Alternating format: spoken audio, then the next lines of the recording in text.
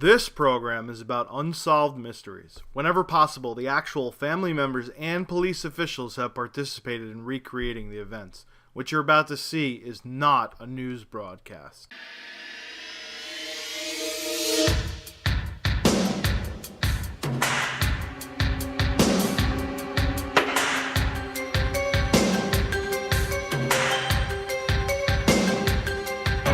In this episode of Battlefield Unsolved Mysteries, a tightrope walker's tragedy may not be accidental, an explosion at an oil plant has employees on strike until further notice, a mysterious haunting near the sea leaves resort hotels scrambling, an ATV accident leaves more questions than answers, and a construction worker falls from a dilapidated building. Next on Unsolved Mysteries.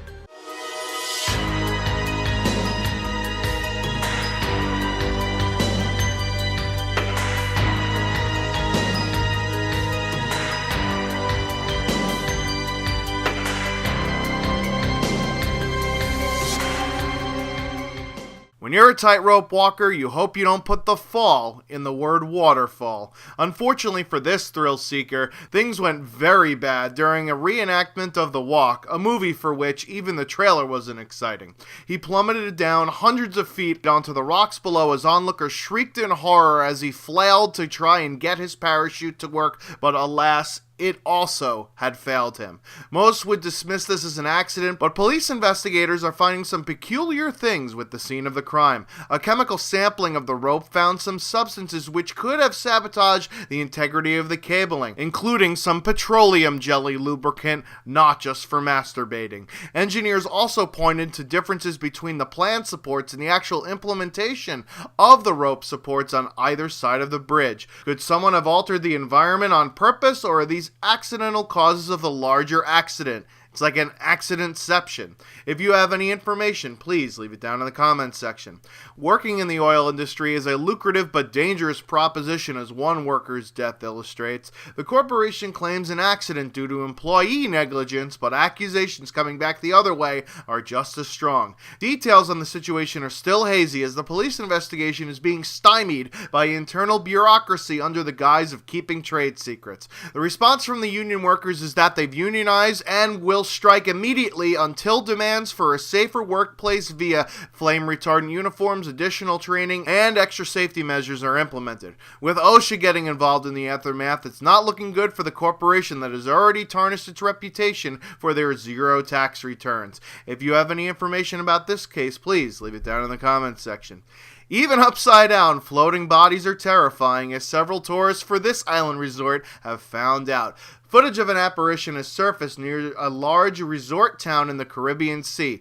Owners of the hotels are scrambling for damage control as reservations have dried up like Toni Morrison's vagina.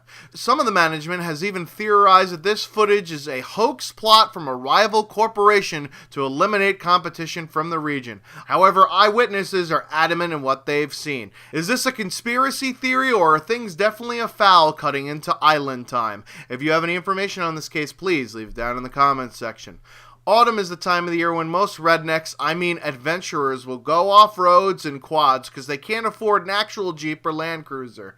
En route to a popular rally destination, a teen was found dead after an apparent accident with an SUV. The police are treating the matter as such, but several eyewitnesses paint a completely different picture. According to testimony, the SUV driver was angered at the aspect of sharing the road with the smaller vehicle and how slow it went, so the driver decided to take matters into his own hand by running the quad off the road.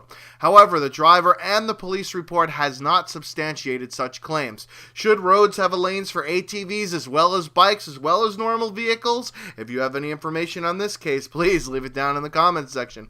And finally, this fiddler fell off of the roof during the encore. The construction worker was found dead while working on a project that has gone over budget and schedule. In order to attempt to finish the job, workers were being pushed into doing overtime, which could could have resulted in this tragedy. The construction company denies coercing people into working late, but when you offer double time, lots of people will take the work, kind of like what happens in Thanksgiving when corporations should just close the fucking store instead of, quote, allowing people to clock overtime. A huge lawsuit is incoming, and it's impossible from a toxicology report to determine whether the employee was overtired or distracted right before the tragedy occurred. Several close friends and family have evidence of being exhausted through emails, Facebook posts, and texts, so there could be something good that comes out of Facebook bitching after all. If you have any information on this or any of the cases discussed here, please leave it down in the comments section and maybe you can help solve a mystery.